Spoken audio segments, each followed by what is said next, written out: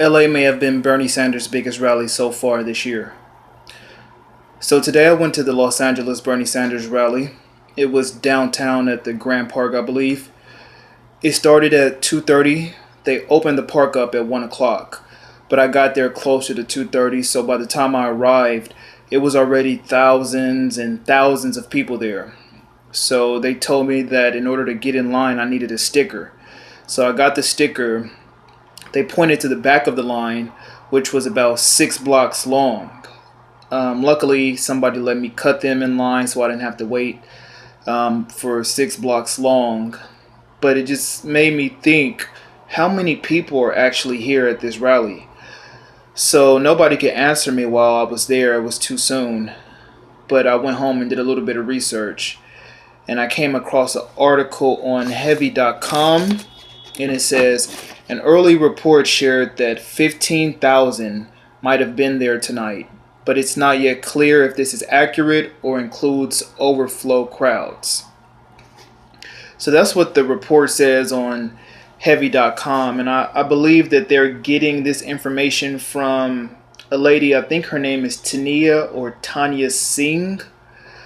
And I looked up her information, and her profile on Twitter says that she's a delegate plus an e-board member on the California Democratic Party. So I'm not sure how she came up with this figure of 15,000 people, but to me it seems like it was way more. And if you were there, you would understand why. Although I'm not good at looking at a crowd and gauging how many people are there, it just seemed like it was just way more than 15,000 people there. So I went ahead and looked at the capacity, and it looks like that park has a capacity of 50,000 people. So by the looks of it, it was full. And go ahead and look at this picture from, his name is Andrew Kimmel. And it says, here's another angle from behind at Bernie Sanders. The park is packed. So if the park is packed, they had overflow crowds across the street. People were sitting across the street at the steps, on the city hall steps, and there was just people everywhere. So if the crowd can hold 50,000 people, and they were turning people, over to the other side across the street and whatnot, I'm thinking that I wouldn't be surprised if it was 50,000 people there. Although I don't know for sure. But when the true numbers get in, I wouldn't be surprised if it was around 50,000 people there. So with that being said, they had speakers before Bernie came out. They had a couple of they had a rapper, they had a one guy, I forgot his name, but he was good. And then Ro Khanna came out. He had a good little applause, and people were excited to see him. And Ro Khanna is a guy that's very policy heavy, so he went ahead and he was harping away on those policies that Bernie Sanders is known for. So he was, talking about the 5 for 15 and, affordable health care for, Medicare for all, and all these great policies. So, that got the crowd hyped up. And then Nina Turner came out, and Nina Turner, she has a different kind of an energy. She's more like an inspirational speaker. So when Nina Turner came out, she got the crowd really hyped. People had their hands up in the air, and she was also harping away on the policy, but she was also just speaking in a way that was uplifting people and making people feel like, like we are going to win this time. We're going to get that Democratic nomination, and we will take it all the way to the White House. So she got the crowd hyped up, and she actually was the one to introduce Bernie. So I got a little bit of clip. Excuse me, because it's not really all that, clear whatnot. I got an old Android. But go ahead and check out this clip from when she introduced Bernie. Bernie! Bernie! Bernie! Bernie! Bernie! In case you haven't noticed, a lot of people here today.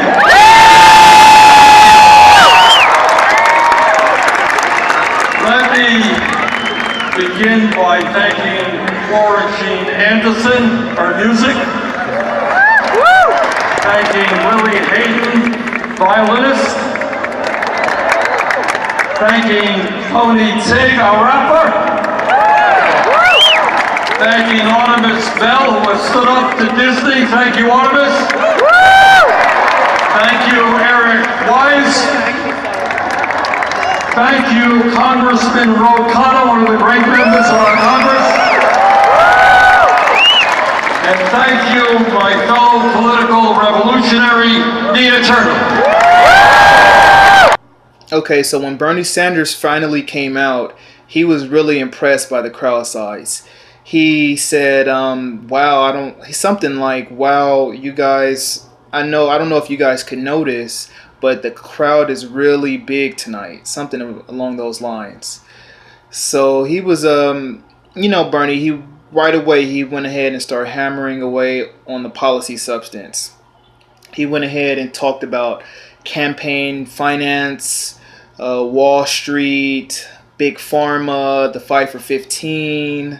He brought up things I didn't even know. For instance, he said the top 25 hedge fund managers make as much as all of the kindergarten teachers in the U.S.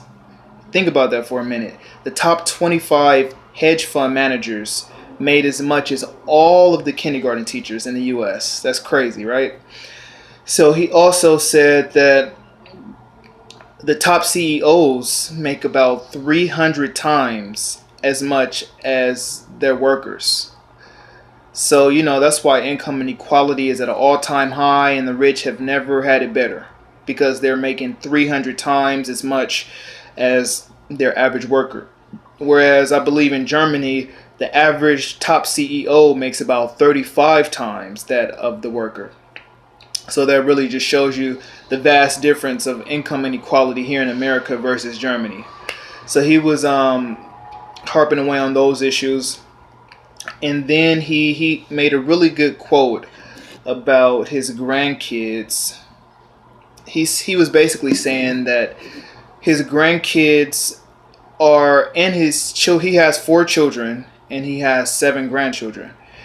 And he was saying that, for the first time in the history of the United States, people are having a lower life expectancy rate. And that kids are going to have a lower quality of life than their parents did. He was basically saying that that's unacceptable, which it is when you think about it. The country is only getting richer and richer, and you have people that are having a lower life expectancy because they can't afford health care or whatnot. So it's crazy, but that's what's really going on. And it's funny because I didn't know he had 4 kids, and I went ahead and looked up his kids, and I didn't know, but Bernie Sanders has a son that looks just like him. I was cracking up when I seen it, just because when you see this guy, he looks like he's about Bernie Sanders' age. And I'm just looking like, wow, Bernie Sanders is really the GOAT. Because he has all these people behind him. And he's capturing the people, and he's going strong. And when you really think about how old he is, it's kind of mind-blowing that he has a son that looks almost his age. It's crazy. So yeah, that was some good things that Bernie Sanders was saying during his speech. So it leads me to think about who's the clear front runner for the primary. And I think Bernie Sanders is the clear front runner. I don't think it's going to be easy because, of course, the establishment media are going to do everything they can in their power to basically not get Bernie Sanders in office, to try to do everything they can to not get him elected. So who I think is going to give him a big run for his money, Joe Biden.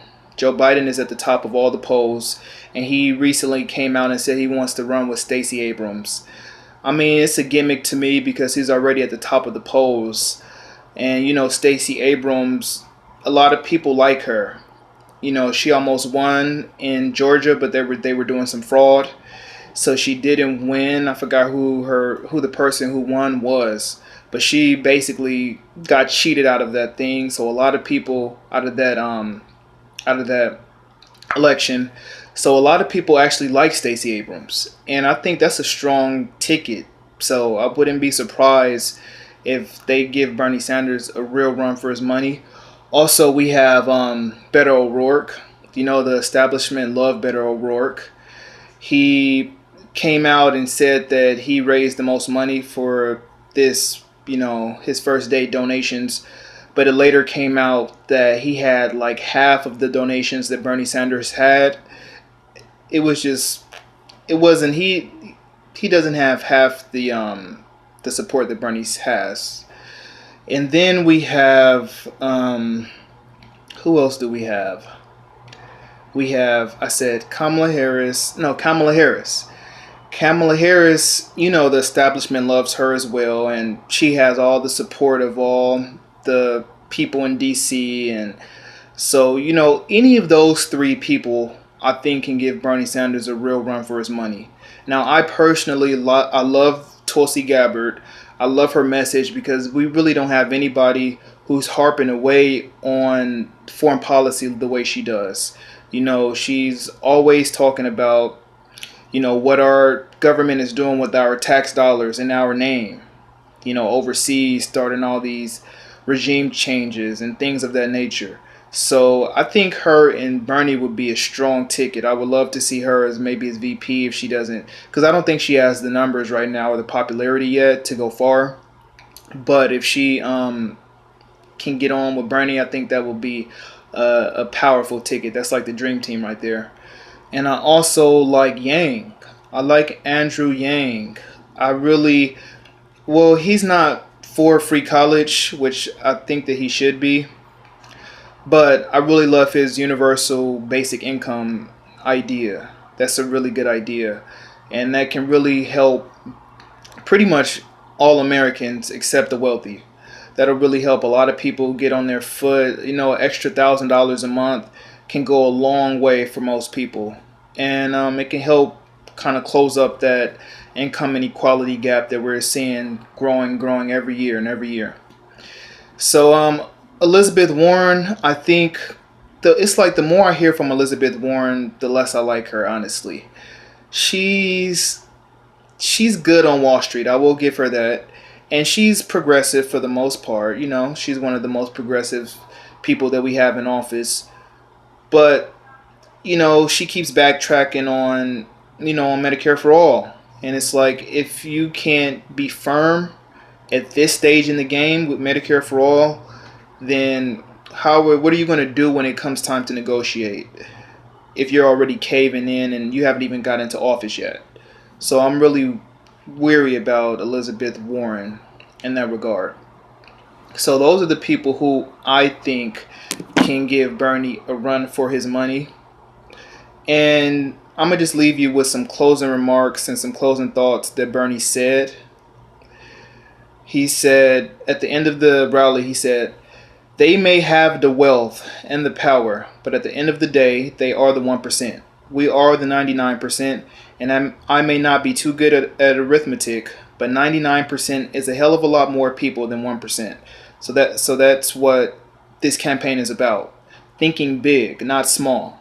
We have already helped transform political thinking in this country in the last 4 years, and we've got to continue to do so. This is the wealthiest country in the history of the world. People should not be sleeping on the streets. People should not be leaving college deeply in debt. 30 million people should not be without health insurance. Think big, not small. Don't let them divide us up," which is one of my favorite things that he was talking about during the rally, because he was basically saying how Trump and his friends, Howard Schultz and all those guys, they love to divide us up, because if they divide us up, then we won't be able to achieve anything, because it's going to really take a lot of us. It's going to take all of us, most of the 99%. We got to all get behind this movement of coming together and pretty much taking our government back.